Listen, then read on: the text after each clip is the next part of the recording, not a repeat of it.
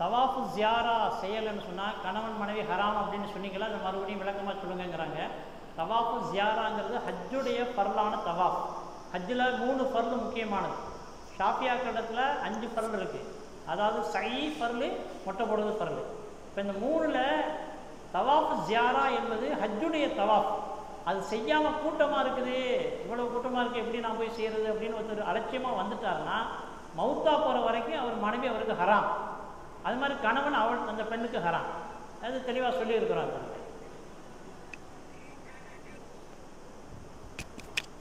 சொல்லுங்கள் சொல்லுங்கம்மா. அலைக்குலாம் சொல்லுங்கள்.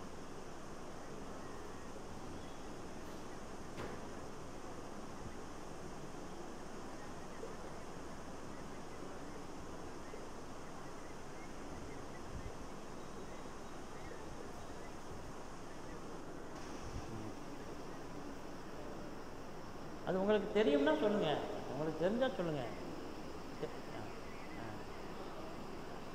சரி சரி, அந்த சொல்லலாம். இப்போ அவங்களுக்கு டைம் இருக்கான்னு கேட்டுக்கோங்க, சொல்லுங்கள். சரி சரி. அந்த ஹஜ் சர்வீஸில் உள்ள ஒரு பெண்மணி அவங்க சொல்கிறாங்க, பெண்கள் வந்து அங்கே எங்கே ஒன்று சேர்ந்து தொழுகிறது, ஜனாசா தொழுகையுடைய சட்டம் என்ன, மற்ற விஷயங்களை நான் அவங்களுக்கு சொல்லி காட்டலாமான்னு சொல்லி அவங்க டைம் இருந்தால் சொல்லுங்கன்னு சொன்னேன். நம்மள்ட்ட ஒன்றும் சந்தேகம் கேட்கல. அவங்க ஹஜ் சர்வீஸ் நடத்துகிறாங்களாம், அதனால் சொல்கிறாங்க. அதெல்லாம் சொல்லுங்கம்மா, சொல்லுங்கள். என்ன புரியணும், என்ன தெரியலை உங்களுக்கு? எதை? தவாஃபு ஜியாராவையா? இப்போ சொன்னேன் கொஞ்ச நேரத்துக்கு முன்னாடி. அதையா? அதாங்க, அதாவது வந்து அது மைக்கிலே சொல்லிட்டேண்ணா. ஆமாம், அதாவது இப்போ புரியலைங்கிறது ஒன்றும் இல்லை. தவாஃபு ஜியாராங்கிறது ஏற்கனவே சொன்ன மாதிரி ஹஜ்ஜுடைய தவாஃபு தான்.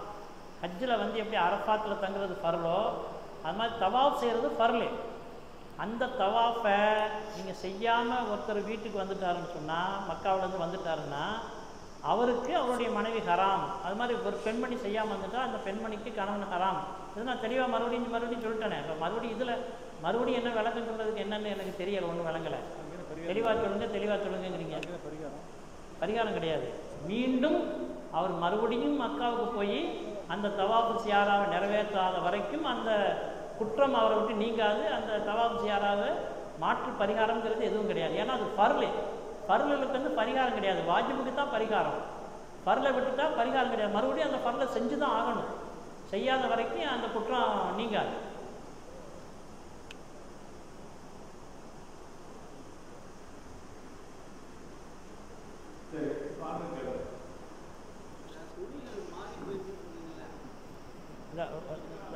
இந்த கேட்குறாங்க.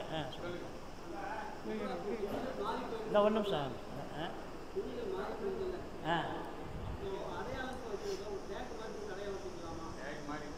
மார்க்கர் வச்சுக்கலாம். மார்க்கர் வச்சு நீங்கள் போகும்போது உங்கள் சாமானில் கொண்டு வரீங்களா துணிமணியில், உங்கள் இனிஷியல் அல்லது ஏதாவது நட்சத்திரம் மாதிரி ஏதாவது ஒரு மார்க்கர், டோபி மார்க்கர்னு கடையில் இருக்குது, அதை வச்சு ஒரு கார்னரில் நீ இனிஷியல் பண்ணிட்டீங்களாக்க நீங்கள் காயப்படும் போதோட உங்கள் துணியை நீங்கள் கரெக்டாக பார்த்து எடுத்துக்கலாம்.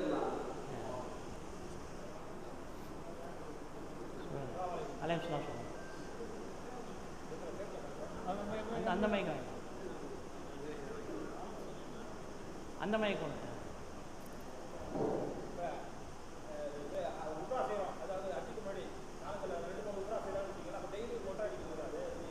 ஆமாம், மொட்டை அடிச்சு தான் ஆகணும். அதாவது ஏற்கனவே நீங்கள் மொட்டை போட்டுட்டீங்க, இப்போ முடியே இல்லையா, நான் எப்படி மொட்டை அடிக்கிறது தானே கேள்வி. கத்தி நீங்கள் இந்த ரேசர் வாங்கிட்டு போங்க. கில்லட்டில் வந்து ஃப்ளெக்சிபிள் ரேசர் இருக்குல்ல, அந்த ரேசர் வாங்கிட்டு போய் கண்ணாடி வச்சுக்கிட்டு அந்த ரேசரை தலைமையில ஓட்டுங்க.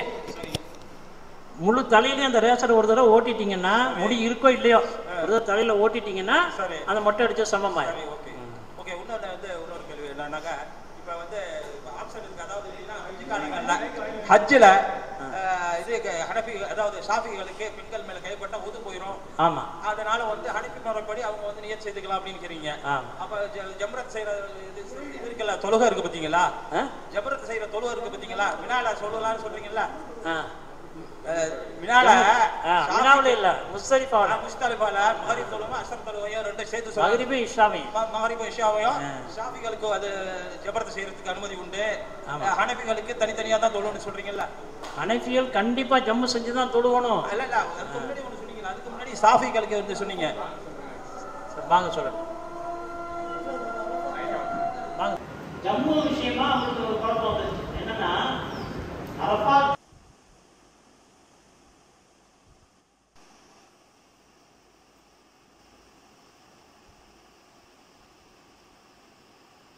போக வேணாம், கூடாரங்களே தங்கி கொள்ளுங்க, போயிட்டு வர்றதுல உங்களுக்கு களைப்பு ஏற்படலாம், அமல் கெட்டு போயிடும்.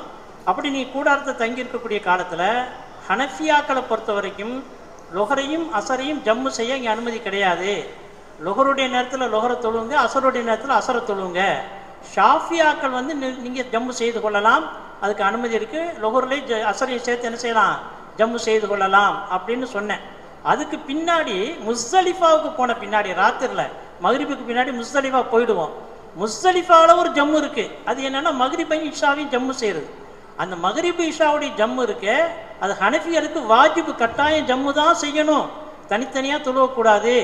அரஃபாத்திலே மகரிபை தொழுதுட்டேன் அல்லது முஸ்தலிஃபா போன பிறகு மகரிபை தனியாக இஷாவை தனியாக தொழுதுங்கிறது கிடையாது. ஹனஃபியில் மகரிபை இஷாவையும் ஜம்மு செஞ்சு தான் தொழுகணும், ஏன்னா அது வாஜிபு. ஆனால் ஷாஃபியாக்கள் விரும்பினால் ஜம்மு செஞ்சும் தொழுகலாம், தனித்தனியாகவும் தொழுகலாம், ஏன்னா அவங்களுக்கு அது சுன்னத்து. அவங்க அரஃபாத்திலே மகரிபை தொழுதுட்டு போனாலும் சரிதான், இல்லை முஸ்தலிஃபா போன பிறகு மகரிபையும் இஷாவையும் ஜம்மு செஞ்சாலும் சரி, அல்லது தனித்தனியாக சொல்லலாம், அது சரிதான். அது ஏன்னா ஷாஃபியாக்கள் அது சுன்னத்து தான். ஆனால் ஹனஃபியர் கண்டிப்பாக ஜம்மு தான் செய்யணும். இதுதான் நான் சொன்ன விஷயம். இப்போ என்ன சந்தேகம் உங்களுக்கு?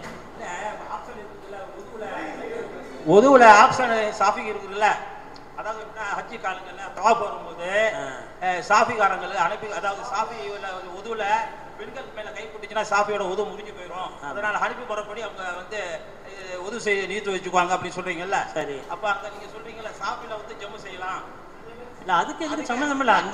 அந்த மாதிரி ஆப்ஷன் ஹனஃபிக்கு கிடையாதுங்களா?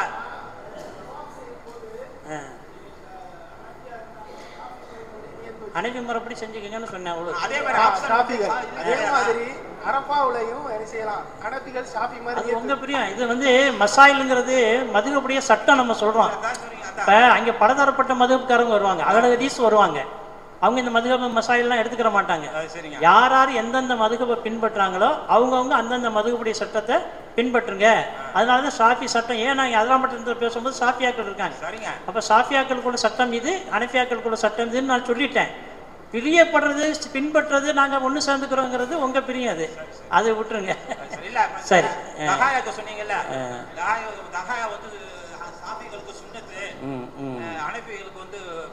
எது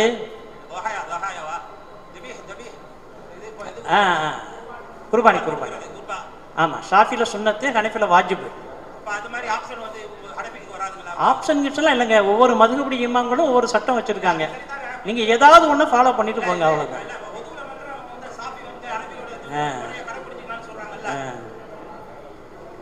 சரி, இப்ப அது வேற இது வேற. இப்ப பெண்மணி ஒரு பெண்மணி கேள்வி கேட்கறாங்க. அது மாதிரி கிடையாதுங்கறாங்க. ஹலோ, அது ஜியாரா கண்டிப்பா செஞ்சுதான். இப்ப பெண்கள் ஒரு கேள்வி கேட்டிருக்காங்க. அவங்க தவாஃபே ஜியாரா கட்டாயம் செய்யணும், இல்லைன்னா கணவன் ஹராம் அப்படின்னு நீங்க சொல்றீங்க. இப்ப தவாஃபே ஜியாராவுடைய நேரத்துல நாங்க தொழுகை இல்லாம இருந்தோம்னு சொன்னா நாங்க எப்படி செய்யறது? ஒளி இல்லாம தவாஃபு ஜியாரா செய்ய முடியாது, தொழுகை இல்லாதவங்க செய்ய முடியாது. இப்ப நாங்க தவாஃபே ஜியாரா நேரத்துல தொழுகை இல்லாத ஒரு பீரியட்ல இருக்கிறோம். இப்ப நாங்க அதோட மதினாவுக்கு எங்களை கூட்டிட்டு போயிட்டாங்க, நாங்க எப்படி எங்க தவாஃபு ஜியாரா செய்யாம வந்துடுறோமே எப்படின்னு கேட்கறாங்க. அதுக்குள்ள விஷயம் என்னன்னு சொன்னா, அவங்களுடைய மொல்லி முட்டையோ மற்றவங்களுடைய சொல்லி ஏற்பாடு பண்ணி ஒன்று அவங்களுடைய சுத்தமான பிறகு தவாஃப் செஞ்ச பிறகு மதினா போகணும். ஏன்னா மதினாவில் போய் தங்குறது ஒன்றும் கட்டாயம் கிடையாது, முந்தி போகிறவங்க போவாங்க. இவங்க அவங்களுடைய கைடுகிட்ட யார்ட்டையாவது சொல்லி அந்த வேலையை முடிச்சுட்டு போகலாம். அல்லது இன்னொரு விஷயம் என்னன்னு சொன்னால், இந்த காலத்தில் மருந்துகள்லாம் வந்துருச்சு, அவங்களுடைய அந்த பீரியடை தள்ளி போடுறதுக்கு முற்படுத்துறதுக்கு உள்ள மருந்துகள்லாம் வந்துருச்சு. மார்க்கத்தில் சரியத்தில் அதுக்கு அனுமதி கொடுத்துருக்குறாங்க.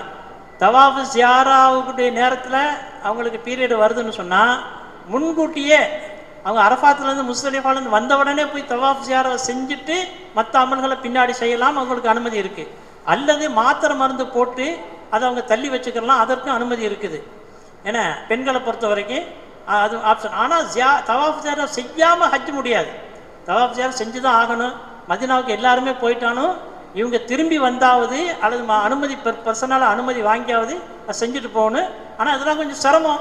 ஆனால் அதுக்கு முன்னாடி அவங்க மெடிசன்ஸ் ஏதாவது யூஸ் பண்ணி தவாஃப் ஜியாரா முடிச்சிடலாம். இப்போ உதாரணமாக நம்ம இங்கே ஆலிம்சா, நம்ம அப்துல் லத்தீஃப் ஆலிம்சா அதிராமட்டம், அவங்க வந்து எப்போவுமே ஒரு பழக்கம் வச்சுருப்பாங்க. என்னன்னு சொன்னால், முஸ்தலிஃபா முடித்த உடனே மினாவுக்கு வரமாட்டாங்க. முஸ்தலிஃபா முடித்த உடனே தன்னோட வந்து ஹாஜிகளை பூரா கூட்டிக்கிட்டு பிறை 10 காலையில் சுபுவுக்கு பின்னாடி தனியாக வண்டி பிடிச்சி கார் பிடிச்சி ஒரு 10 பேரோட வந்து காபத்துல்லாவுக்கு வந்துடுவாங்க. காபத்துல்லாவில் அன்றைக்கி பெருநா, ஹாஜிகளுக்கு பிறை 10 பெருநாள், பிறை 9 அரஃபாத்து தான் பெருநா. மற்றவங்க பூரா உலகத்தில் உள்ளவங்க பிறை 10 பெருநா கொண்டாடுவாங்க, ஈதுல் அல்ஹா கொண்டாடுவாங்க. இப்போ மக்காவில் பார்த்தீங்கன்னா பெரிய கூட்டமாக இருக்கும். ஜித்தா எல்லா இடத்துலேருந்து தொழுகைக்கு வந்திருப்பாங்க. ஆலிம்சா என்ன செய்வாங்கன்னு சொன்னால், இவங்களுடைய ஹாஜிகளை பூரா கூட்டிகிட்டு வந்து ஒரு ஒரு ஒரு பிரிட்ஜுக்கு கீழே தங்கியிருப்பாங்க. காபத்துல்லாவில் நுழைய மாட்டாங்க. காபத்துல்லாவில் தொழுகை ஆரம்பித்து முடிகிறதுக்கு 9-9:30 மேலே ஆகிடும். மக்கள் கூட்டம் வெளியேறின உடனே இவங்க என்ன செய்வாங்க, இவங்க குரூப்பை கூட்டிகிட்டு உள்ளே போய் முதல்ல தவாஃப் செஞ்சுருவாங்க. தவாஃபு ஜியாராவை முஸ்தலிஃபாவில் நேராக வந்தோடனே தவாஃபு ஜியாரா செஞ்சுருவாங்க. செஞ்சுட்டு சையும் செஞ்சுருவாங்க. இந்த ரெண்டையும் செஞ்சுக்கிட்டு வர்றதுக்குள்ள அங்கே சைத்தானுக்கு கல்லடிச்சு தவாஃப் செய்கிறதுக்கு அங்கேருந்து ஒரு கூட்டம் வரும். இவங்க வெளியேறுவாங்க, அவங்க உள்ளே நுழைவாங்க. இவங்க போய் அங்கே ஃப்ரீ ஆயிரும், அங்கே போய் கல்லடிச்சுட்டு போயிடுவாங்க. இது ஷாஃபி மதங்களோட வருஷக்கிரமங்கிறது கட்டாயம் உள்ள சுன்னத்து. அதனால் அவங்க அப்படி செய்கிறாங்க. இதே தர்த்தீபில் பெண்களும் கூட என்ன செய்யலாம், தங்களுடைய அமல்களை முற்படுத்திக்கிறலாம். முஸ்தலிஃபா முடிஞ்சிருச்சுன்னு சொன்னால் அவங்க இன்னும் 1 நாள் 2 நாள் சென்று தான் தவாஃப் ஜியாரா, அதுக்கெல்லாம் நம்ம சுத்தம் இல்லாமல் போயிடுவோம்னு பயந்தா முற்கூட்டியே வந்து தவாஃப் ஜியாராவை செஞ்சுட்டு குர்பானி மற்ற விஷயங்களை லேட் பண்ணி செய்கிறதுக்கு அனுமதி இருக்குது. அல்லது மதீனாவுக்கு எங்களை கூட்டிகிட்டு போயிட்டாங்கன்னு சொன்னால் கூட்டிகிட்டு போகிறதுக்கு முன்னாடியே அதை நம்ம அவங்க சம்மந்தப்பட்ட மகரமான ஆண்கிட்ட சொல்லி நாங்கள் இருந்து நாங்கள் ஜியாரா முடிச்சுட்டு வர்றோம் அப்படின்னு பெர்மிஷன் வாங்கிட்டு போகலாம். ஆகா தவாஃப் ஜியாரா செய்யாமல் அவங்க வர முடியாது. அதுக்காக விசேஷ அனுமதி வாங்கி ஜியாரா செஞ்சுட்டு தான் அவங்க வரணும். அது அவங்களுக்கான பதில் இது.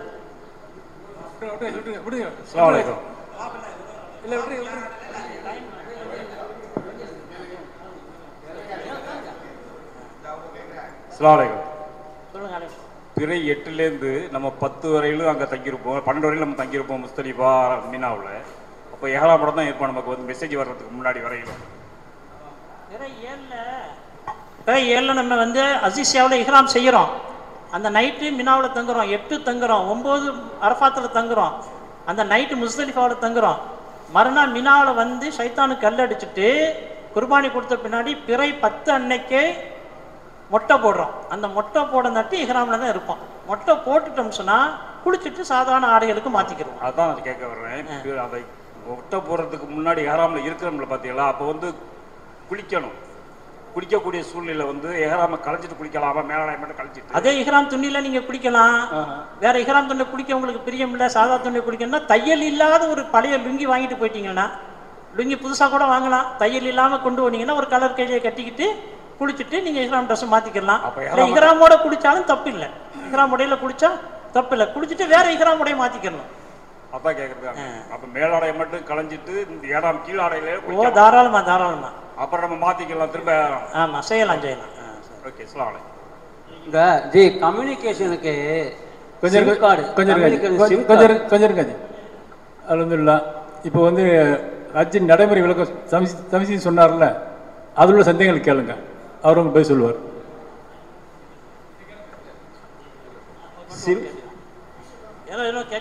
சிம் கார்டு ஃபோன் கம்யூனிகேஷனுக்கு நம்ம வோடோஃபோன் சிம் கார்டு இங்கேருந்து வாங்கிட்டு போக சொல்கிறாங்களே, அது சரியா?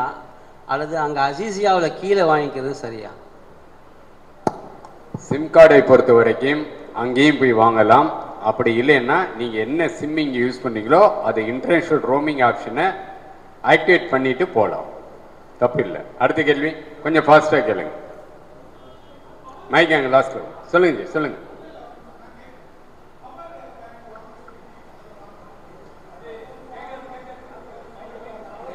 மைக்கு வரட்டும் இருங்க, நீங்கள் சொல்லுங்கள், நீங்கள் கேளுங்க. அஸ்ஸலாமு அலைக்கும். என்னோட கேள்வி என்னன்னு கேட்டால், இப்போ அவங்க பயன் பண்ணாங்க, ரசூல்லா காலத்தில் 8, 9, 10 ரசூல்லா வந்து அரஃபாத்தில் முஸ்தலிஃபில் என்ன சொல்லி நல்லா கேட்டோம். நல்லா இருக்கு கேட்கறதுக்கு. ஏன்னா அந்த ரசூல்லா காலத்திலேயே இப்படி பிரித்து சொல்லியிருக்காங்களா, ஷாஃபி இப்படி தான் செய்யணும், ஹனஃபி இப்படி தான் செய்யணும், ரசூல்லா சொல்லி வந்துச்சா இமாம்கள் செஞ்சாங்க? நடைமுறை சம்பந்தமா சந்தேகம் ஓடிக்கிட்டு இருக்கு. உங்க கேள்வியை கடைசியா பதில் சொல்லுவாங்க. மைக் அங்க கொடுங்க, சொல்லுங்க. இது நம்ம முதல்ல நீங்க ஒரு அறிவிப்பு ஒன்று கொடுத்துருந்தீங்க, பவர் பேங்க் வாங்கி கை பேக்கில் இதில் லக்கேஜில் போடலாம் அப்படின்னு சொல்லியிருந்தீங்க. இப்போ வந்து அதுவே கொண்டு போகக்கூடாது அப்படின்னு சொல்றீங்க. காலையிலே தெளிவா சொல்லிட்டாங்க. நிகழ்ச்சி ஆரம்பிக்கும் போதே சவுதி அரசாங்கம் அன்றன்றைக்கு என்னென்ன சட்ட திட்டங்களை அமுல்படுத்துகிறதோ அந்த சட்ட திட்டங்களை தான் உங்களிடம் சொல்லிக் கொண்டு இருக்கிறோம்.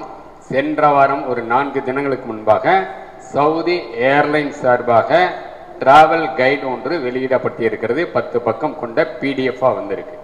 இன்ஷால்லா அது உங்கள் வாட்ஸ்அப் தளத்திலையும் அனுப்பிச்சு வைக்கிறோம். அதன் பிரகாரம் பவர் பேங்க்கு எந்த லக்கேஜிலும் அனுமதி இல்லை. அடுத்த கேள்வி. அஸ்ஸலாமு அலைக்கும். மதினால வந்து ரூம்ல வந்து துணி வாஷ் பண்றதுலாம் எதுவுமே இல்லைன்னு லாஸ்ட் இயர் போனோம். மைக்க நேரம் லாஸ்ட் இயர் சொல்லியிருக்காங்க. மதினால துணி வாஷ் பண்றது 8 நாள் தங்கியிருக்கோம்ல, துணி வாஷ் பண்றது எதுவுமே கிடையாது. பழைய துணி ஊருக்கு தான் திருப்பி கொண்டு வரணும் அப்படின்னு சொல்றாங்களா? அதுக்கு மிஷின் ஏதாவது இருக்குங்களா? மதினால துணியெல்லாம் வாஷ் பண்றது எப்படின்னு கேட்குறீங்க. மதினாவில் அங்கேயே பாத்ரூம் டாய்லெட் இருக்கு, அங்கேயே நீங்க வாஷ் பண்ணி மொட்டை மாடில் காய வச்சு கொண்டு வாங்க. சமையலுக்கு மட்டும் அனுமதி இல்லை. அங்கே போய் திருட்டுத்தனமா வெளியில லிஃப்ட் கிட்ட வச்சு இண்டக்ஷன் ஸ்டப்பை ரகசியமா தூக்கிட்டு வந்து நீங்க சமையலும் பயன்படுத்தக்கூடாது. மதினா பில்டிங்ல எந்த காரணத்தை கொண்டும் எந்த சூழ்நிலும் எந்த வகையிலும் சமைக்க கூடாது. சென்ற ஆண்டுக்கு முதல் ஆண்டு போன ஹாஜி ஒரு ஹாஜி இண்டக்ஷன் ஸ்டவ்வை லிஃப்ட்டுக்கு பக்கத்தாக இருக்கிற பிளக் பாயிண்ட்ல வச்சு குக்கரை வச்சு நல்லா ஆன் பண்ண விட்டாங்க. குக்கர் விசில் சவுண்டு வந்த உடனே மேலே ஃபயர் அலாரம் எல்லா பில்டிங்லும் மக்காவிலும் சரி அசீசியாலும் சரி மதினாலும் சரி ஃபயர் அலாரம் இருக்கு. ஃபயர் அலாரம் அடிக்க ஆரம்பிச்சிருச்சு. அந்த அலாரம் ஃபர்ஸ்ட் எங்க அடிக்குன்னா ஃபயர் சர்வீஸ் ஸ்டேஷனுக்கு கிடைக்கும், அடுத்து போலீஸ் ஸ்டேஷன், அப்புறம் தான் பில்டிங் கிடைக்கும். ஃபயர் சர்வீஸ் வண்டி வந்துருச்சு, போலீஸ் வந்துருச்சு, கீழே அலாரம் அடிக்குது. எங்கே என்னன்னு தேடி பார்த்தா இந்த இடத்துல வெளியில லிஃப்ட் கிட்ட இருந்து சவுண்டு அந்த ஃபயர் அலாரம் உடஞ்சிருக்கு. அதுக்குள்ளார இவங்க எல்லாத்தையும் எடுத்துட்டாங்க. சவுண்டு வந்தோடனே எல்லாத்தையும் எடுத்துட்டாங்க, ஆஃப் பண்ணிட்டாங்க. ஆனால் ஃபயர் அலாரம் உடஞ்சிருக்கு, சிசிடிவி கேமரா ஃபுட்டேஜ் இருக்கு. எல்லா ஹாஜியும் அந்த பில்டிங்லேருந்து வெளியில் அனுப்பிச்சிட்டாங்க, பூட்டி சீல் வச்சுட்டாங்க. 28 மணி நேரம் அந்த ஹாஜி வெளியில தான் தாங்கினேன். எல்லா ஹாஜியும் அந்த பில்டிங்கில் ஒரு ஹாஜி பண்ண தப்புக்கு அந்த பில்டிங்கில் தங்கின எல்லா ஹாஜியும் 28 மணி நேரம் வெளில தான் நின்னாங்க. அதுக்கப்புறம் எல்லா ஹாஜியும் மன்னிப்பு கடிதம் கொடுத்த பிறகுதான் அந்த பூட்டை உடைச்சு சீலை உடைச்சு ரூமுக்கு விட்டாங்க. அதனால மதினாவில் எக்காரணத்தை கொண்டும் அறைகளிலோ பில்டிங் உள்ளாரியோ சமையலுக்கு அனுமதி இல்லை. வாஷிங் மிஷினும் கிடையாது. ஒரு இதுல உங்க பாத்ரூம்ல தான் நீங்க துவைச்சுக்கணும். அடுத்த கேள்வி. முத்தலிஃபா அஜி அரஃபாத்துல மீனா முத்தலிஃபா வந்து கல்லாம் எரிஞ்சிட்டு திருப்பி மக்கா போகணும்ல, அங்க பஸ் வசதி உங்க சொந்த செலவுல நீங்க தான் வண்டி ஏற்பாடு பண்ணி போகணும். மீனால இருந்து உங்க சொந்த செலவுல மினாவில இருந்து இதுக்கு போறது, ஹரம் ஷரீஃபுக்கு வருது, ஹரம் ஷரீஃப்ல இருந்து திருப்பி மினாவுக்கு வருது, உங்க சொந்த செலவு. நீங்க தான் வண்டி வாகனம் ஏற்பாடு செய்ய வேண்டும். அந்த வண்டிலாம் கிடைக்காது. மீனா கிடைக்கும், போய் பாருங்க, நிறைய வண்டி இருக்கு. பாலத்துக்கு கீழே வந்தீங்கன்னா பேரம் பேசிட்டு வாங்க. இல்லைன்னா 2 மலை பாதை இருக்கு, குகை பாதை. அல்ஹம்துலில்லாஹ் பிஸ்மில்லாஹ் நடந்து வாங்க, கூட்டத்தில் ஒன்றும் தெரியாது. அடுத்த கேள்வி. அஸ்ஸலாமு அலைக்கும். அலைஹிஸ்ஸலாம். ஈரான் துணி தையல் இல்லாமல் இருக்குன்னு சொல்லியிருந்திய, அது நான் துபாயிலேருந்து 2 இது வாங்கிட்டு வந்துச்சு. அதில் கீழே டவல் எல்லாம் கொடுத்துருப்பாங்க, இந்த குஞ்சம் மாதிரி, அது மாதிரி அந்த துணியில் இருக்குது, அதை யூஸ் பண்ணலாமா? முடிச்சு அந்த தையல்ல ஈரம் ட்ரெஸ்ல கீழே வந்து வாங்கினதுல கீழே போகிறதுல முடிச்சு போட்டு அந்த தையல் போட்டு. ஆமா, கொஞ்சம் மாட்டி போட்டு வருதுல்ல தும்பில், அது அனுமதி இருக்கா? தையல் இல்லைன்னா பரவாயில்ல, கொண்டு வாங்க. முடிச்சு போட்டதில்ல, ஒன்றும் பிரச்சனை இல்லை. அடுத்த கேள்வி. பரவாயில்ல, எல்லாம் தெளிவா இருக்கீங்களே, இல்லை சாப்பிட்ட மயக்கத்தில் ஒன்றும் இருக்கீங்களா? சிம் கார்டு நீங்கள் ரூம் போய் உம்ரா முடிங்க, அடுத்த நாள் ஃபுல்லாக நுசு கார்டு வர்ற வரைக்கும் ரூமில் தான் இருக்கீங்க. ரிசப்ஷனில் கேளுங்க, ஏற்பாடு பண்ணி தருவாங்க. சிம் கம்பெனிக்காரங்களை வரவழைச்சு உங்களுக்கு கொடுப்பாங்க. அடுத்த கேள்வி. ஊசி பருது இன்ஷால்லா மே முதல் வாரம் அறிவிப்பு வரும். இன்ஷால்லா திருச்சி தஞ்சாவூரில் திருச்சி, இது தஞ்சை, நாகப்பட்டினம், மயிலாடுதுறை, திருவாரூர் மாவட்ட ஹாஜிகளுக்கான தமிழ்நாடு மாநில ஹஜ்ஜி கமிட்டி நடத்தக்கூடிய அடுத்த பயிற்சி வகுப்பு இன்ஷா அல்லாஹ் தஞ்சையில் இருக்கிற மகாராஜா திருமண மண்டபத்தில் மஹால்ல என்னைக்கு 20ஆம் தேதி சரியா 10 மணிக்கு நடக்கும். அந்த கூட்டத்தில் கம்பல்சரி எல்லாம் வந்து கலந்துக்கணும். அட்டன்சி 2 கூட்டம் இந்திய ஹஜ் கமிட்டி சார்பாக நடத்த வேண்டிய உத்தரவு போட்டிருக்காங்க. அது முதல் கூட்டம் இந்த கூட்டம், 2வது கூட்டம் அந்த கூட்டம். இடைப்பட்ட நாட்களும் சரி, அடுத்து வர நாட்களும் நிறைய இடத்துல பயான் கூட்டம் நடக்கும். அஜர் சொன்ன மாதிரி எல்லா இடத்திலும் கலந்து கொண்டு தெளிவு பெறுங்கள். அடுத்த கேள்வி. அஸ்ஸலாமு அலைக்கும். இஸ்லாம். சுகர் பிரஷர் பேஷண்ட் வந்து பேக்கில் அவங்க ஹேண்ட் பேக்கில் டேப்லெட் மெடிசன் மைக்கை நேராக வச்சுட்டு பேசுங்கம்மா. ஹலோ, சொல்லுங்க. சுகர் பிரஷர் உள்ளவங்க வந்து டேப்லெட் மெடிசன்லாம் பேக்கில் வச்சு கொண்டு போகலாமா? மருந்து மாத்திரை, நல்ல கேள்வி. இதுதான் எதிர்பார்த்தேன். இன்னைக்கு டெய்லி 3 வேளை நல்லா சாப்பிட்றோமோ இல்லையோ, நல்ல கலரா டிசைனா என்ன சாப்பிட்றோம்? டெய்லி 2 வேளையும் மருந்து மாத்திரை சாப்பிட்றீங்க. இந்த மருந்து மாத்திரை சாப்பிட்றவங்க எல்லாமே 40 நாளைக்கு உள்ள மருந்து மாத்திரையை உங்க டாக்டர்கிட்ட பிரிஸ்கிரிப்ஷன்ல தெளிவா எழுதி டாக்டருடைய சீல், அவருடைய நம்பர் எல்லாம் போட்டு சீல் வச்சு வாங்கிட்டு வாங்க. உங்க மருந்து மாத்திரை எல்லாமே 45 நாளைக்கு உள்ள மருந்து மாத்திரை வாங்க. 5 நாள் மாத்திரையை தனியா உங்க ஹேண்ட் லக்கேஜில் வச்சுங்க.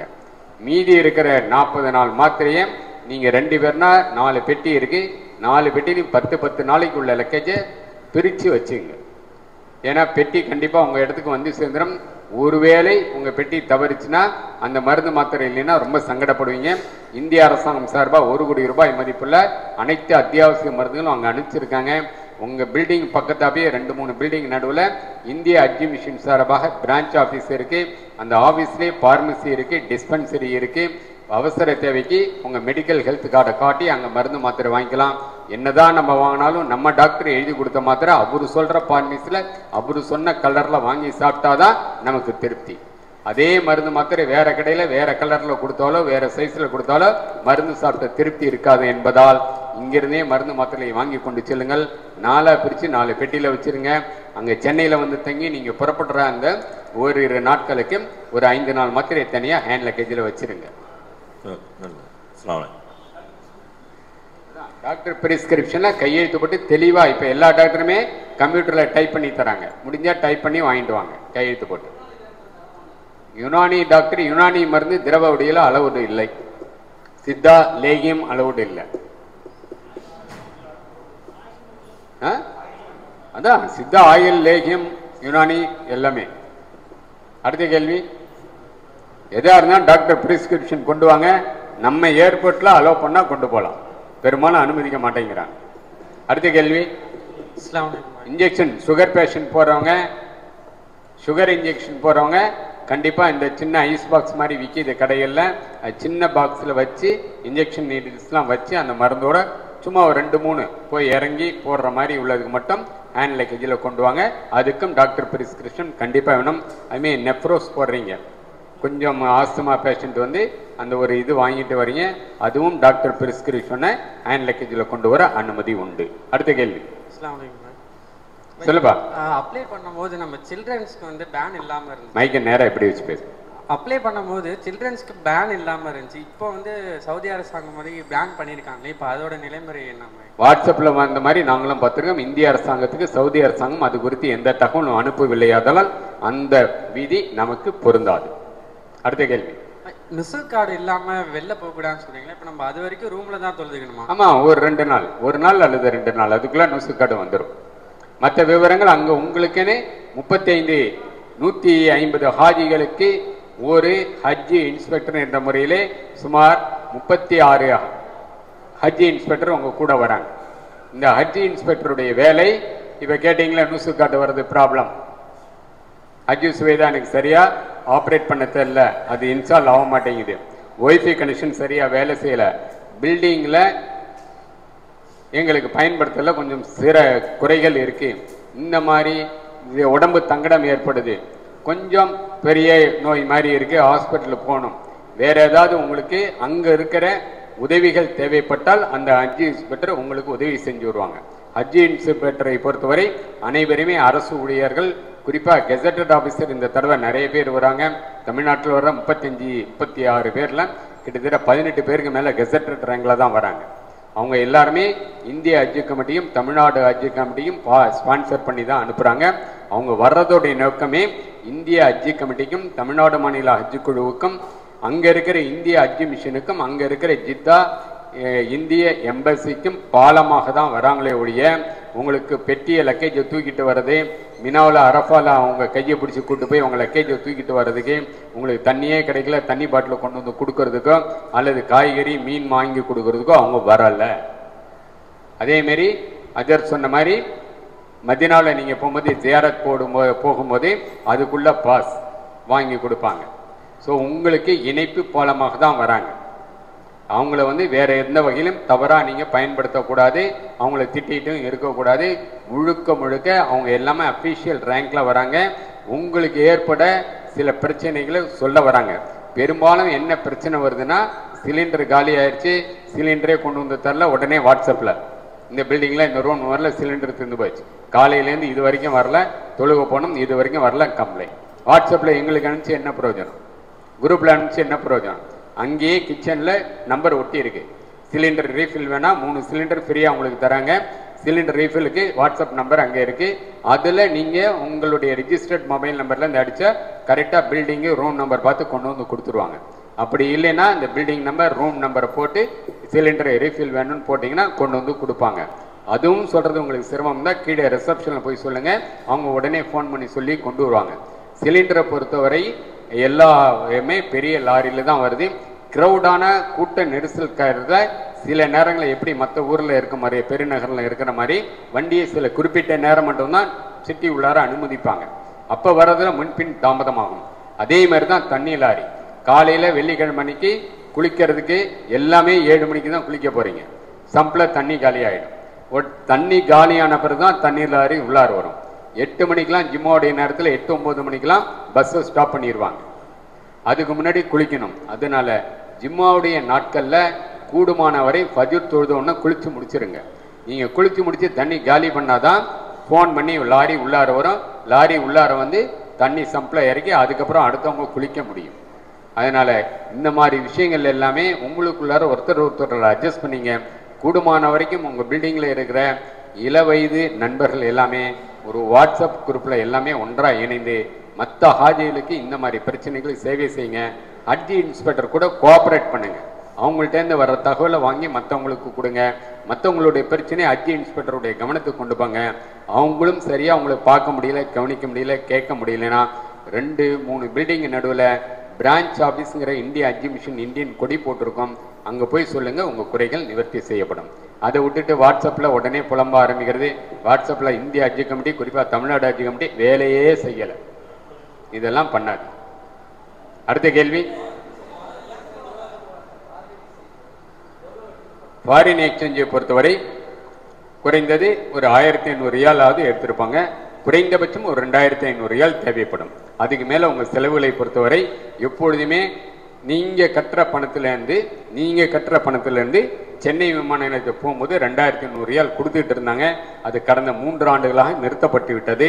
அதற்காக எந்த அமௌண்ட்டும் உங்கள்கிட்டேருந்து வாங்கலை. அதனால் இந்த தடவையும் ஃபாரின் எக்ஸ்சேஞ்சு தேவைப்படுறவங்க நீங்களே சொந்த செலவில் காசு கொடுத்து வாங்கிங்க. அப்படி State Bank of India, Axis Bank, ICICI Bank, HDFC பேங்க்கில் நீங்கள் போனீங்கன்னா ஃபாரின் எக்ஸ்சேஞ்சு எங்கே இருக்கோ அந்த இடத்துல கொடுத்து நீங்கள் வாங்கிக்கலாம். அதெல்லாம் சிரமமாக இருக்கிறவங்க சென்னைக்கு வந்த உடனே உங்கள் பாஸ்போர்ட் வாங்கினோன்னே ஹஜ் ஹவுஸ்லேயே பேங்க்கு ஸ்டாஃபுங்க இருக்காங்க. அவங்கள்ட்ட உங்களுடைய இதை கொடுத்து நீங்கள் எவ்வளோ தேவையோ நீங்கள் வாங்கிக்கலாம், ரியாலாக வாங்கிக்கலாம். அடுத்த கேள்வி, போன வருஷம் சில கடுமையான நெருக்கடி ஏற்படுத்தி வாட்ஸ்அப்பில் வந்த தகவல் மிகைப்படுத்தப்பட்ட தகவல். எல்லா உதவியும் பண்ணாமல் எப்படி கண்டுபிடிக்க முடிஞ்சிச்சு? அது அசாதாரண சூழ்நிலையில் திடீரென்றப்பட்ட வெயில் யாருமே கணிக்கல. திடீர்னு அன்னைக்கு ஒரு நாள் மட்டும் 56 டிகிரி செல்சியஸ் அல்லாஹ் வச்சு காப்பாற்ற. அன்னைக்கு நைட்டே நல்லா மழை பெய்ய ஆரம்பிச்சிருச்சு. ஸோ இந்த மாதிரி சோதனைகள்லாம் அல்லாஹ்விடேருந்து வர்றது பொறுத்து தான் இருக்கணும். அந்த சூழ்நிலை களைவதற்கு இந்த ஆண்டு பல முயற்சிகள், பல நடவடிக்கைகள் மேற்கொள்ளப்பட்டிருக்கு. அந்த மாதிரி சூழ்நிலைலாம் இல்லாமல் இருக்கிறது துவா செய்யுங்க. அடுத்த கேள்வி, உங்களுடைய செலவு உங்களுக்கு தான் தெரியும். அடுத்த கேள்வி, மினிமம் 2500 ரியால் தேவைப்படும். ஏன்னா மதினால 8 நாள் சாப்பிடணும். அப்புறம் இருக்கிற மினாவுடைய டயத்தில் ஹரம் போயிட்டு வர்றது, மற்ற சாப்பாடு செலவு எல்லாத்துக்கும் பணம் தேவை. அடுத்த கேள்வி. அஸ்ஸலாமு அலைக்கும். மதீனால சாப்பாடு எதுவுமே ஆக்க முடியாதுன்னு சொல்றீங்க, இது வசதி இல்லைங்கிறீங்க. அங்க ஏதாவது இப்போ லேடிஸ்லாம் வராங்க, நிறைய கடைகள் இருக்கு. டிஃபன் கேரியர் கண்டிப்பா எடுத்துருப்பாங்க. ஒரு சாப்பாடு வாங்கினா 2 பேர் தாராளமா சாப்பிடலாம். ரெண்டாவது கேரளா தமிழ்நாடு கடைகள் நிறைய இருக்கு.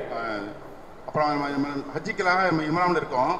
அப்போ நமக்கு தலைவலி இந்த மாதிரி காலையில இருந்து பேஸ்ட் ப்ரெஷ் வாசனை எல்லாம் தரலாம் உபயோகப்படுத்த விடாங்கிறீங்க. என்னமா? நம்ம இஹ்ராம்ல இருக்கும்போது ஹஜ்ஜிக்கல ஈராம் கட்டும்போது வாசனை திரவியங்களோ இதோ யூஸ் பண்ணக்கூடாது. சப்போஸ் நமக்கு தலைவலி வருது, அது தைலம் கொடாலி சாப்பு இந்த மாதிரி தடவிக்கலாமா? தைலம் யூஸ் பண்ணக்கூடாது. பேஸ்ட்டுகள் இந்த டேப்லெட் போட்டுக்கலாம். பேஸ்ட் யூஸ் பண்ணலாம். டேப்லெட் போட்டுக்கலாம். தைலம் யூஸ் பண்ணக்கூடாது. பேஸ்ட் யூஸ் பண்ணக்கூடாது. வாசனையும் பண்ணக்கூடாதுன்னுட்டோம். அடுத்த கேள்வி. மைக் கொடுங்க. இன்சுலின் போட்டுக்கலாமா? ஈராமில் இருக்கும்போது இன்சுலின் யூஸ் பண்ணிக்கலாமான்னு. ஈராமில் இருக்கும்போது இன்சுலின் யூஸ் பண்ணிக்கலாமா? ஈராமுடைய காலத்தில் போடலாம், தப்பு இல்லை. மருந்து மாத்திரை யூஸ் பண்ணலாம். அடுத்த கேள்வி.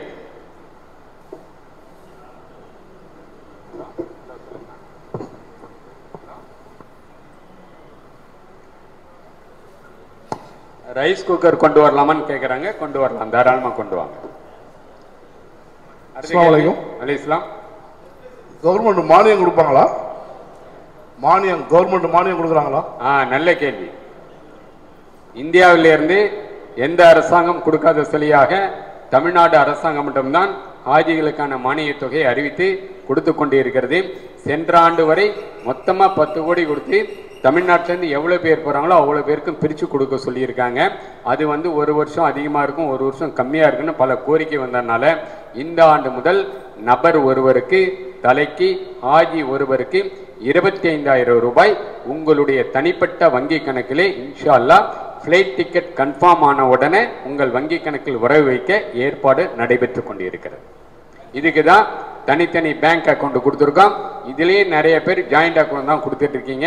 அப்படி ஜாயிண்ட் அக்கௌண்ட் கொடுத்தவங்க எல்லாமே தனித்தனி பேங்க் அக்கௌண்ட்டை ஆரம்பித்து அதோடைய டீட்டெயில்ஸை இன்ஷா அல்லாஹ் வர 20ஆம் தேதி தஞ்சாவூரில் நடக்கிற கூட்டத்தில் ஹஜ் கமிட்டியிலேருந்து நண்பர்கள் வராங்க, அவங்க கையில் ஒப்படைப்பு செஞ்சுருங்க. அந்த ஜெராக்ஸில் கண்டிப்பாக கவர் நம்பரும் கையெழுத்தும் போட்டிருக்கணும். அடுத்த கேள்வி. ரியால் பேங்க்ல கொடுக்கறதா சொல்லியிருக்கீங்களா? அது இப்போ ஸ்டார்ட் பண்ணிட்டாங்களா அப்படிங்கிறத விளக்கம் சொல்ல முடியுமா? ஏற்கனவே உங்களுக்குலாம் ஃபோன்லேயே மெசேஜ் வந்திருக்கும். ஸ்டேட் பேங்க்லேருந்து வந்திருக்கு. ஃபாரின் எக்ஸ்சேஞ்சை பிறகு தஞ்சாவூர் திருச்சி போன்ற பெரிய ஸ்டேட் பேங்க் பிரான்ச்சில் மட்டும்தான் தராங்க. அங்கே தான் நீங்கள் போய் வாங்கணும். போகும்போது உங்களுடைய ஆதார் அட்டை, பேன் கார்டு, ஹஜ் கமிட்டி பணம் கட்டின ரெசிப்ட்டு, ஹஜ் கமிட்டிலேருந்து ஏதாவது லெட்டர் வந்துச்சு, அப்படி இல்லைன்னா ஹஜ் கமிட்டியில் வெப்சைட்டில் போய் உங்கள் கவர் நம்பரை போடுங்க. உங்கள் டீட்டெயில் ஃபுல்லாக உங்கள் ஃபோட்டோவோட வரும். அதையும் பிரிண்டடு எடுத்துகிட்டு போங்க. இல்லை அவங்க 20ஆம் தேதி நம்ம அங்கே அந்த ப்ரோக்ராமுக்கு வர்றோமே, அப்போ ஏதோ பேங்க்லேருந்து அதை பற்றி எக்ஸ்பிளைன் பண்ண வராங்க. எக்ஸ்பிளைன் பண்ண தான் வராங்க. அங்கே பணம் கொடுக்க மாட்டாங்க. ஆனால் அவங்க அந்த பேங்க் எங்கே இருக்குன்னு சொல்லுவாங்களா? இப்போ நம்ம ஆமாம், எந்தெந்த பிரான்ச் தஞ்சாவூரில் பொறுத்தவரைக்கும் தஞ்சாவூர் மெயின் பிரான்ச்சில் கொடுக்குறாங்க. Kumbakonam main branch, Trichy main branch. அதான் இ விசா உங்களுக்கு அனௌன்ஸ் பண்ணுவோம், அப்போ எடுத்துங்க. இ விசா அப்போ சொல்லுவோம். அடுத்து வேற ஏதாவது கேள்வி இருக்கா? முடிச்சிடலாமா? அதுக்கு முன்பாக உங்கள் கையில் எல்லாத்தையும் ஒரு எக்ஸாமுக்கு எழுதுன மாதிரி ஒரு பேப்பர் தரும். காலையிலேருந்து இந்த நிகழ்ச்சி எப்படி இருந்துச்சு, பிரயோஜனமாக இருந்துச்சா இல்லையா, எல்லாம் காப்பி அடித்து எழுதக்கூடாது. ஒரே வரியில் எழுதக்கூடாது. அல்ஹம்துலில்லாஹ் அல்ஹம்துலில்லாஹ்னு எழுதக்கூடாது. ஆண்களும் சரி பெண்களும் சரி இந்த நிகழ்ச்சி எப்படி இருந்துச்சு, பிரயோஜனமாக இருந்துச்சா, மதியம் கொடுத்த விருந்து எப்படி இருந்துச்சு, ஏற்பாடுகள் எப்படி இருந்துச்சு, அஜர்த்தி எப்படி கரெக்டாக சொன்னாங்களா, நான் எப்படி நல்லா சொன்னோமா, எங்கள் கோஆர்டினேட்டர் எப்படி நடந்துக்கிட்டாரு, இதை பற்றி விரிவான உங்களுடைய கருத்துக்களை எழுதி தாருங்கள்.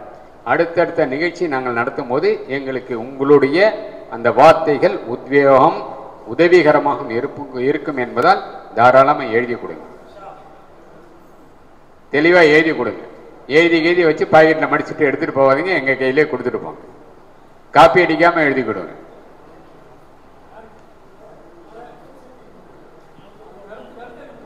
கருத்து, இந்த நிகழ்ச்சியை பற்றிய உங்களுடைய கருத்து எழுதி கொடுங்க.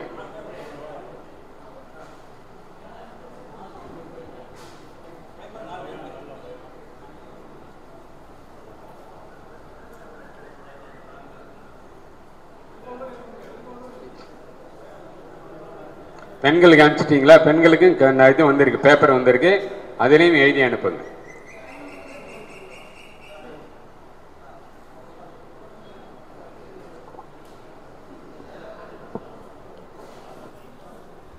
நாங்கள் பேசுனதெல்லாம் உருப்படியாக புரிஞ்சிச்சா? வாயில சொல்லாதீங்க, எழுதி கொடுங்க.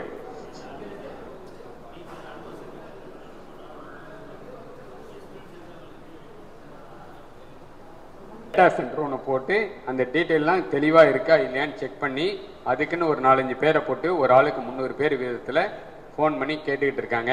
அப்படி கேட்ட உடனே அவங்கள்ட்ட எந்த மெயில் ஐடி அனுப்புன்னு கேளுங்க. அவங்க ஏதாவது பர்சனல் இமெயில் ஐடி கொடுத்தா தயவுசெய்து அனுப்ப வேணாம். தமிழ்நாடு ஹஜ் கமிட்டியோடைய வெப்சைட் இது இமெயில் ஐடி கொடுத்தா மட்டும் அதில் அனுப்புங்க.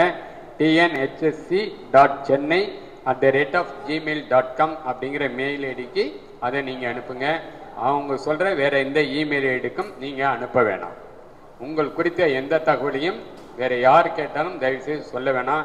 சில இடங்களில் மானியம் வந்து அரசு மானியம் கேட்கறதுக்கு நீங்கள் கொடுக்குற டீட்டெயில்ஸ் சரியில்லை, உங்கள் டீட்டெயில்ஸ் திருப்பி சொல்லுங்கள், ஓடிபி சொல்லுங்கள் அப்படின்னு யார் கேட்டாலும் தயவுசெய்து சொல்ல வேணாம். ஆனால் உண்மையிலே ஃபோட்டோஸை பொறுத்த வரைக்கும் சரியில்லைன்னு சொல்கிறதுனால அவங்க கேட்க சொல்லியிருக்காங்க. பட் கேட்கும்போது அவங்க அந்த மெயில் ஐடி நீங்களும் கேட்க மறந்துறீங்க, அவங்களும் சொல்ல விட்டுறாங்க. உடனே அடுத்தடுத்த ஆளுக்கு ஃபோன் பண்ண ஆரம்பிச்சுறாங்க. தமிழ்நாடு அப்படி ஏதாவது அவங்க கேட்டிருந்தாங்கன்னா ஃபோட்டோ சம்மந்தமாக கேட்டிருந்தா tnhsc.chennai@gmail.com என்ற இமெயில் முகவரிக்கு உங்கள் ஃபோட்டோ கவர் நம்பரை போட்டு அனுப்புங்க.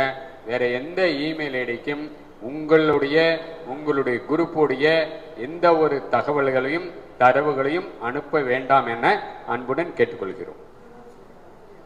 SHC தமிழ்நாடு ஸ்டேட் ஹஜ் கமிட்டி TNSHC.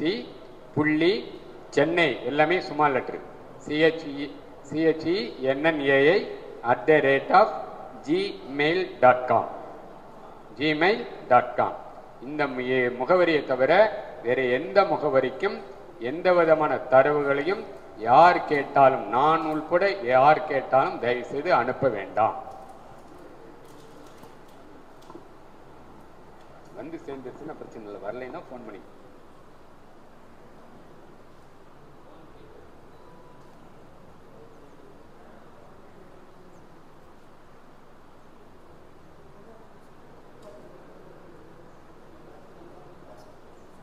உங்க வாட்ஸ்அப் குரூப்ல இந்த இமெயில் ஐடி இன்னும் சற்று நேரத்தில் பதிவேற்றம் செய்யப்படும் இன்ஷா அல்லாஹ்.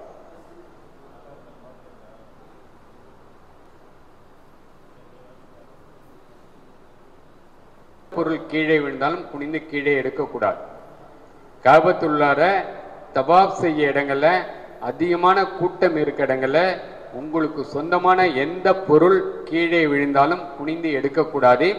கூட்டம் இல்லாத ஹரம் ஷெரீஃப் எல்லையில் உள்ளார உங்களுக்கு சொந்தம் இல்லாத எந்த பொருள் கீழே விழுந்தாலும் குனிந்து எடுக்கக்கூடாது. பொதுவாக நம்ம ஊரில் வழக்கம் என்னன்னா, இந்த பர்ஸை நான் கீழே விட்டு போயிடுறேன், உடனே என்ன பண்ணுவீங்க, பின்னாடி நீங்கள் வர்றாங்க உடனே எடுத்துட்டு பாய் சார்னு கூப்பிடுவீங்க, இல்லை சார்னு கூப்பிடுவீங்க, ஏதோ ஒன்று சொல்லி கூப்பிட்டு என்னை தேடி தோளில் தட்டி இந்தாங்க உங்கள் பர்சன் கையில் கொடுப்பீங்க. இது உலக வழக்கம். ஆனால் அங்கே அந்த மாதிரி நீங்கள் நடந்துட்டீங்கன்னா அந்த கூட்டத்தில் நான் முன்னாடி வேகமாக போயிடுவேன். நீங்கள் குனிஞ்சு எடுப்பீங்க. என்கிட்ட கொண்டு வந்து கொடுக்கறதுக்குள்ளார 2 பேர் மஃப்டி போலீஸ் உங்கள் 2 பக்கமும் கையை போட்டு அழிச்சிட்டு போயிடுவாங்க.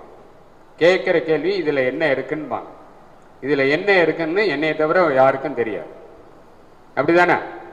உடனே கத்தையா அரபியில் ஃபார்ம் கொடுப்பாங்க. அந்த ஃபார்மில் கையெழுத்து போட வைப்பாங்க. கையெழுத்து போட்டவுடனே கிட்டத்தட்ட மக்காவை சுற்றி ஒரு 18 ஜெயில் ஒரு 200 கிலோமீட்டர் ரேடியேஷனில் இருக்கு. எந்த ஜெயிலில் போடுவாங்கன்னு தெரியாது. நீங்கள் ஹாஜியாக இருந்தால் ஹஜ்ஜோடைய அரஃபா நாட்களில் போலீஸ் வேனில் அழைச்சிட்டு போய் சல்லுன்னு ஒரு ரவுண்ட் அடிச்சுட்டு திருப்பி கொண்டு வந்து உள்ளார வச்சுருவாங்க. நீங்கள் எங்கே காணா போயிட்டீங்கன்னு கண்டுபிடிக்கிறதுக்கே 2 மாதம் ஆகும். எங்கேயுமே சொல்ல மாட்டாங்க. அப்படி ஒரு வேளை உங்களுக்கு மாட்டினீங்கன்னா உடனே சொல்லுங்க, ஹஜ்ஜு ஸ்வேதா ஆப் அல்லது ஹஜ்ஜு ஸ்வேதா ஆப்பில் டவுன்லோட் பண்ணி வச்சிருப்பீங்க. அதை பற்றி விவரம் இன்ஷால்லா ஹஜ்ஜு கமிட்டியில் நடக்கிற பயிற்சி முகாமில் விரிவாக பவர் பாயிண்டில் விரிவாக சொல்லுவாங்க. அதில் எஸ்ஓஎஸ் பட்டன் இருக்கும். அந்த ஆப்பில் எஸ்ஓஎஸ் பட்டன் இருக்குது. அதை லாங் ப்ரெஸ் பண்ணுங்கள். நெட்டை ஆன் பண்ணி லாங் ப்ரெஸ் பண்ணுங்கள். உடனே உதவிக்கு ஆட்கள் வருவாங்க. அவங்கள்ட்ட நிலைமையை சொல்லுங்கள். ஏன்னா நிறைய ஹாஜிகள் இந்த உம்ரா டயத்தில் உம்ரா போகிற பயணிகள் நிறைய பேர் இதில் மாட்டுறாங்க. இதில் மாட்டி எங்கே இருக்காங்கன்னே கண்டுபிடிக்கிறதுக்கே ஒவ்வொரு ஜெயிலாக போய் இவங்க அலைய வேண்டியதாக இருக்குது. போய் அதுக்கப்புறம் அவங்கள கண்டுபிடிச்சி என்ன ஏதுன்னு கேட்கும்போது கேஸ் ஃபைல் ஆகிடுது. மொத்தம் 3 கோர்ட்டு அங்கே 3 கோர்ட்லேயும் அவங்க வின் பண்ணி வர்றதுக்கு 6 மாதம் ஆகிடு. அங்கே கொடுக்குற ஜெயில் தண்டனையும் 6 மாதம். அதுக்கப்புறம் பார்த்தீங்கன்னா ஓவர் ஸ்டேன் கொண்டு வந்து உட்கார வச்சுறாங்க. அதுக்கு ஒரு 1500 ரியால் ஃபைன். ஸோ இதெல்லாம் தொல்லை இல்லாமல் எதுக்கு நம்ம போனோமோ, எந்த வேலைக்கு போனோமோ அந்த வேலையை மட்டும் முடித்து கொண்டு அந்த அமல்களை மட்டும் நல்ல விதமாக செய்துவிட்டு வாருங்கள். எங்கெங்கெல்லாம் துவாக்கள் கபூலாகிறதோ, எங்கெங்கெல்லாம் துவாக்கள் கபூலாகிறதோ அங்கே அத்தனை இடத்திலும் உங்களுக்காக, உங்களுடைய குடும்பத்திற்காக, உங்களுடைய 7 தலைமுறை முன்னால் பின்னால் இருக்கிற 7 தலைமுறைக்காகவும், உங்களுடைய ஊருக்காகவும், உங்களுடைய மாநிலத்திற்காகவும், உங்களுடைய நம்முடைய நாட்டிற்காகவும் இன்ஷா அல்லாஹ் உலகத்தில் இருக்க அனைத்து இஸ்லாமிய பெருமக்களுடைய அமைதியான வாழ்வுக்காகவும் துவா செய்யுங்க. உங்களுக்கு யாரெல்லாம் ஹஜ்ஜுடைய கழகத்தில் நேரடியாகவும் மறைமுகம் உதவி செய்திருக்கிறார்களோ அத்துணை பேருக்கும் அத்துணை பேரையும் நினைவில் நிறுத்தி துவா செய்யுங்கள், துவா செய்யுங்கள், துவா செய்யுங்கள். இன்ஷா அல்லாஹ் வாய்ப்பு கிடைத்தால் மீண்டும் சென்னையில் சந்திப்போம். வசலாம். எதுக்கு டாக்குமெண்ட் எதுவுமே தேவையில்லை. சென்னையில் பாஸ்போர்ட் உங்கள் டாக்குமெண்ட்லாம் கொடுத்த உடனே பாஸ்போர்ட் விசாவை ஜெராக்ஸ் ஒரு 3 காப்பி ஜெராக்ஸ் எடுத்து வச்சுங்க. அங்கே போய் அடிஷனல் உங்களுக்கு ஏன்னா பாஸ்போர்ட் நீங்கள் இறங்கணுன்னா வாங்கி வச்சுப்பாங்க. திருப்பி மதினா ஏர்போர்ட்டுக்கு வரும்போது தான் கையில் கொடுப்பாங்க. அப்போ உங்களுக்கு தேவைப்படும். அதனால் அந்த பாஸ்போர்ட் ஜெராக்ஸ் எடுத்து வச்சுங்க. அதேமாரி ஏர்போர்ட்டில் கொடுக்குற return ticket, boarding pass return ticket தராங்க. ரிட்டன் டிக்கெட்டை தனியாக பிரித்து உங்கள் குரூப்பில் யார் பத்திரமா வச்சோன்னா பத்திரமா வச்சுங்க. பத்திரமா வச்சுக்கணும்னு சொல்லி லக்கேஜ் பெட்டியில் அடியில் பத்திரமா வச்சுக்கிறீங்க. மதினாவுக்கு நீங்கள் 9 நாளைக்கு முன்னாடி கிளம்பும் போது உங்கள் லக்கேஜெல்லாம் எடுத்து முதல்ல வாங்கி உங்கள் பஸ்ஸில் அடியில் போட்டுருவாங்க. மதினா என்ட்ரன்ஸ் உள்ளார் நுழையும் போது உங்களுடைய ரிட்டன் டிக்கெட் கேட்குறாங்க. இப்போ ரிட்டன் டிக்கெட் எங்கே இருக்குது? பெட்டி உள்ளார இருக்குது. அதனால மதினாவுக்கு கிளம்பும் போது அந்த ரிட்டன் டிக்கெட்டை எடுத்து அவங்கவுங்க கைப்பையில் பத்திரமா வச்சுங்க. சின்ன பேக் எப்போதுமே வச்சுருப்பீங்க, அதில் பத்திரமா வச்சுங்க. அதேமாரி இன்னொரு மிக முக்கியமான விஷயம், சென்னை ஏர்போர்ட்டுக்கு நீங்கள் வந்து இறங்கும் பொழுது, சென்னை ஏர்போர்ட்டுக்கு வரும்பொழுது உங்களுடைய பாஸ்போர்ட், உங்களுடைய விசா காப்பி எல்லாத்தையுமே தனி சின்ன பேக்கில் வச்சுங்க. நிறைய பேர் ஹேண்ட் லக்கேஜில் வச்சுறீங்க. ஃப்ளைட்டு உள்ளார வரும்பொழுது உங்கள் ஹேண்ட் லக்கேஜ் பெருசாக இருக்குது, சைஸ் பெருசாக இருக்குது, இல்லைன்னா ஆல்ரெடி ஃப்ளைட்டில் எல்லாம் ஃபுல்லாக இருக்குது. இல்லை ஹேண்ட் லக்கேஜையும் தூக்கி லக்கேஜில் போட்டுருவாங்க. நீங்கள் ஏர்போர்ட் விட்டு வெளில வந்தோன்னா ஃபஸ்ட்டு வந்து இமிகிரேஷன் கொண்டு வரணும். உங்கள் லக்கேஜ் இமிகிரேஷன் முடிஞ்ச பிறகு தான் கன்வேயர் பெட்டில் வரும். யார் போய் உங்கள் பெட்டியை எடுக்கிறது? கீழே அனுமதி கிடையாது. அதனால் மதினா ஏர்போர்ட்டுக்கு வந்த உடனே உங்கள் பாஸ்போர்ட், உங்களுடைய விசா காப்பிலாம் தனியாக கையிலேயே வச்சுங்க, கை பேக்கில் வச்சுங்க. ஹேண்ட் லக்கேஜை ஏர்போர்ட்டு உள்ள ஃப்ளைட் உள்ளார கொண்டு போனவுடனே அவங்க முடிஞ்சால் மேலே வைக்க சொல்லுவாங்க, இல்லைன்னா வாங்கி லக்கேஜில் போட்டுருவாங்க. ஸோ இந்த விஷயங்கள்லாம் ஞாபகம் வச்சுங்க, நினைவில் வைத்துக்கொள்ளுங்கள். மேலதிகம் சந்தேகம் இன்னும் நிறைய வரும். அப்படி தேவைப்படுபவர்கள் இன்ஷா அல்லாஹ் வாட்ஸ்அப் மூலமாக தொடர்பு கொள்ளுங்கள். என்னுடைய பெயர் சம்சுதீன். Mobile number 9383801534. டெல்டா குரூப்பில் ஏற்கனவே இருக்கும் அட்மினியா. இன்ஷா அல்லாஹ் தொடர்பு கொள்வோம். வசலாம். இதில் பொறுத்தவரைக்கும் உங்களை மாதிரி நாங்களும் அவலாக இருக்கோம். இன்ஷா அல்லாஹ் 24 அப்புறம் எதிர்பார்க்கலாம். இப்போது துவா.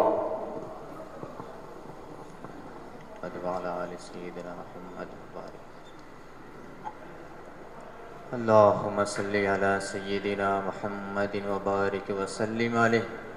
ظلمنا أنفسنا وإن لم تغفر لنا وترحمنا لنكونن من الخاسرين. اللهم إنك أنت الله لا إله إلا أنت الأحد الصمد الذي لم يلد ولم يولد ولم يكن له كفوا أحد. يا أول الأولين يا آخر الآخرين يا ذا القوة المتين يا راحم المساكين يا راحم المساكين يا أرحم الراحمين لا إله إلا الله الحليم الكريم سبحان الله رب العرش العظيم والحمد لله رب العالمين نسألك موجبات رحمتك وعزائم مغفرتك والغنيمة من كل بر والسلامة من كل اسم لا تدع لنا ذنبا إلا غفرته ولا هما إلا فرجته ولا حاجة هي لك إلا قضيتها ويسرتها يا رحمة الراحمين يا الله எங்களுடைய பாவங்களை மன்னித்துடுவாயாக. எல்லாம் தெரிஞ்சோ தெரியாமலோ செய்த சிறிய பெரிய பாவங்களை அனைத்தையும் மன்னித்துடுவாயாக. எல்லாம் எல்லா நீ ரஹீமா இருக்கின்றாயா அல்லா, எல்லா நீ ரஹ்மானா இருக்கின்றாயா அல்லா, எல்லா நீ கஃபாரா இருக்கின்றாயா அல்லா, எல்லா நீ சத்தாரா இருக்கின்றாயா அல்லா. எங்களுடைய எல்லா பாவங்களையும் மன்னித்துடுவாயாக. அல்லா உன்னுடைய காபத்துல்லா பரிசுத்தமானது அல்லா, எல்லா மஸ்ஜித் நபவி பரிசுத்தமானது அல்லா, மக்கா மாநகரம் பரிசுத்தமானது அல்லா. இந்த பாவியை நீ அழைத்திருக்கின்றாய் அல்லா, எந்த தகுதியும் இல்லாத இந்த பாவிகளை நீ அழைத்திருக்கின்றாய் அல்லா. எங்களை பரிசுத்தமான நிலையில் நீ அழைத்து கொள்வாயாக அல்லா.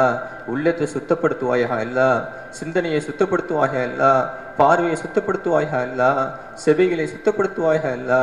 ஒவ்வொரு உறுப்பையும் எல்லா உன்னுடைய நூறின் மூலமாக எங்களை பரிசுத்தமாக்கி வைப்பாயாக அல்லா.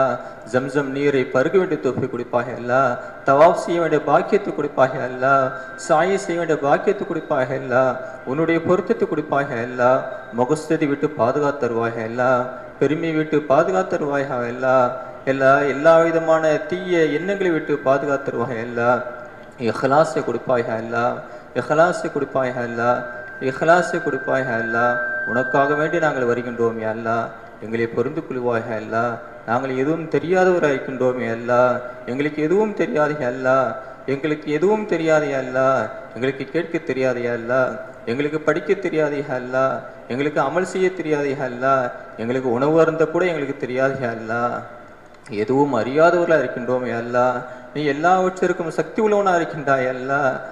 இன்ன காலா குல்லி ஷையின் கதீர், எல்லா நீ எல்லாவற்றையும் சக்தி பெறுவனாக இருக்கின்றாய் அல்லா. எங்களுக்கு உடல் ஆரோக்கியத்தை கொடுப்பாய் அல்லா, உடல் ஆரோக்கியத்தை கொடுப்பாய் அல்லா, ஈமானுடைய வலுவை கொடுப்பாய் அல்லா, தக்குவானுடைய உச்சத்தை கொடுப்பாய் அல்லா, தக்குவானுடைய உச்சத்தை கொடுப்பாய் அல்லா. எல்லா நாங்கள் அதிகமாக அமல் செய்ய தோப்பு கொடுப்பாய் அல்லா. கடனை விட்டு பாதுகாத்தருவாய் அல்லா. கடனாளியாக மௌத்தாக்கி விடாதே அல்லா, கடனாளியாக மௌத்தாக்கி விடாதே அல்லா. எங்களை பொருந்து கொள்வாய் அல்லா, எங்களுடைய பொருந்து கொள்வாய் அல்லா, எங்களுடைய சொந்த பந்தத்தை பொருந்து கொள்வாய் அல்லா, உற்றார உறவினர்களை பொருந்து கொள்வாய் அல்லா. எல்லோரும் எங்கள் மீது பிரியமாக ஏற்கொண்டு தோப்பி கொடுப்பாய் அல்லா. குர்ஆனுடைய பிரியத்தை கொடுப்பாய் அல்லா, உன்னுடைய பிரியத்தை கொடுப்பாய் அல்லா, நபியினுடைய பிரியத்தை கொடுப்பாய் அல்லா. சுன்னத்தை முழுமையாக பின்பற்றோடு தோப்பி கொடுப்பாய் அல்லா, சுன்னத்தை முழுமையாக பின்பற்றோடு தோப்பி கொடுப்பாய் அல்லா. எல்லா இந்த ஹஜ்ஜை எங்களுக்கு மக்பூலான ஆக்கி வைப்பாய் அல்லா, மபரூரா ஆக்கி வைப்பாய் அல்லா, மபரூரா ஆக்கி வைப்பாய் அல்லா. எல்லா நாங்கள் செய்யக்கூடிய அமலினை புறக்கணித்து விடாதே அல்லா, நீ தூக்கி எறிந்து விடாதே அல்லா. நாங்கள் மிகவும் பலகீனமாக வந்திருக்கின்றோமே அல்லா. உன்னுடைய அருள் மிக விசாலமானதை அல்லா, உன்னுடைய ரஹ்மத் மிக விசாலமானதை அல்லா, உன்னுடைய மகஃபிரத் மிக விசாலமானதை அல்லா.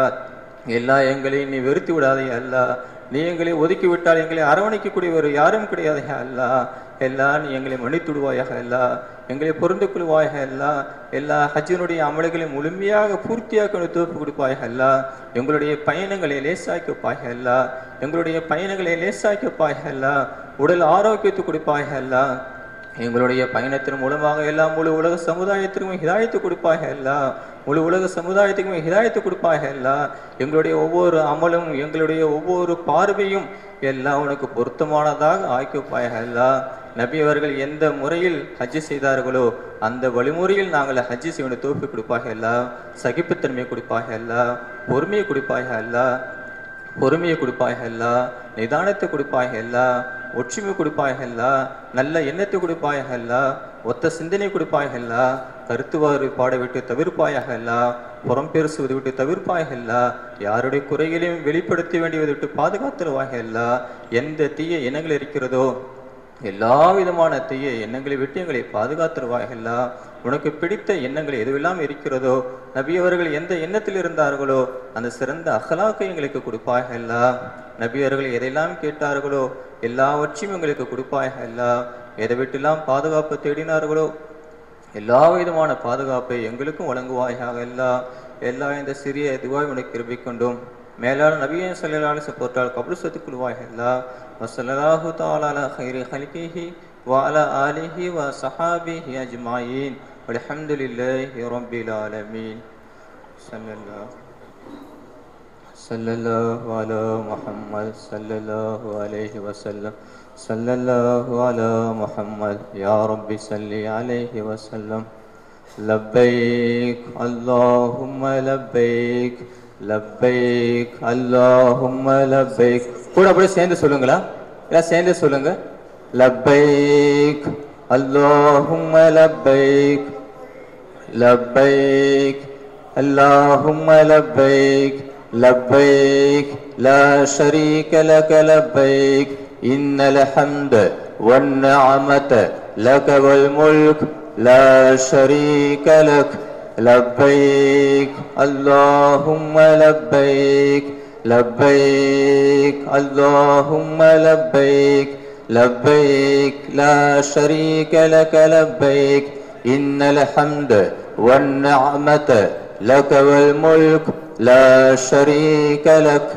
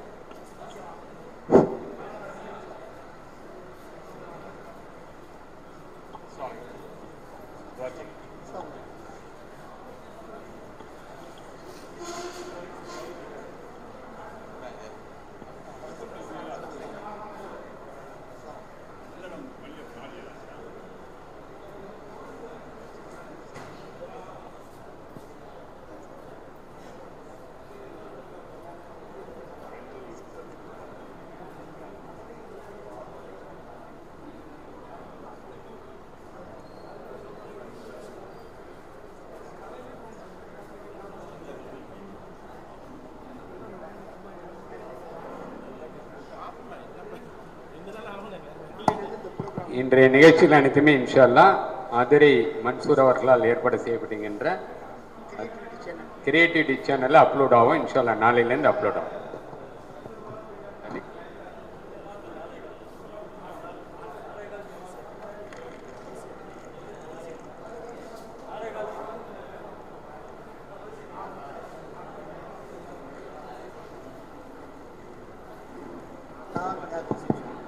Hello,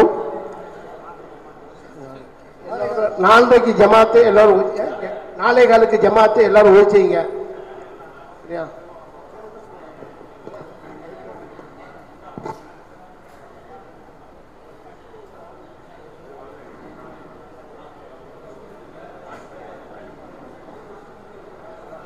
Subscribe to Creativity channel, like, share and comment, and click on the notification bell so that you'll be notified every time we post a new video.